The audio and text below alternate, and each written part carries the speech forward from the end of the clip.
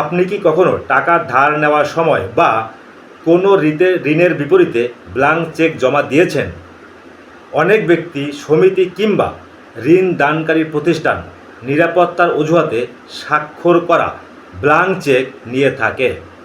পরে অভিযোগ ওঠে সেই ব্ল্যাঙ্ক চেকেই নিজেরা ইচ্ছামতো টাকা, তারিখ বা অন্যান্য তথ্য পূরণ করে মামলা দায়ের করেন। এতে অনেক মানুষ আইনি জটিলতা ও হয়রানির মুখোমুখি হন।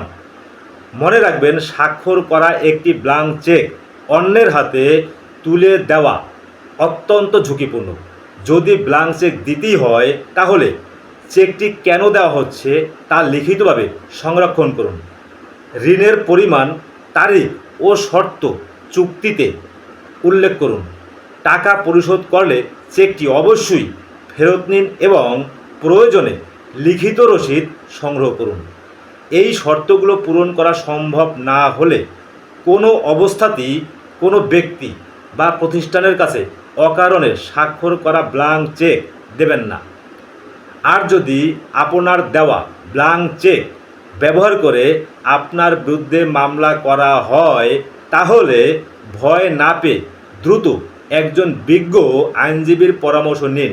কারণ আদালত শুধু চেক নয়, পুরো লেনদেন, দেনার বাস্তবতা এবং অন্যান্য প্রমাণও বিবেচনা করেন। সচেতন থাকুন, আইনের মধ্যে থেকে চলুন এবং নিজের স্বাক্ষর করা ব্ল্যাঙ্ক চেক কখনোই অবহেলাভাবে অন্যের হাতে তুলে দেবেন না। ভিডিওটি শেয়ার করুন যাতে আরও মানুষ এই গুরুত্বপূর্ণ বিষয়টি জানতে পারে। ধন্যবাদ, আজকে পর্যন্তই।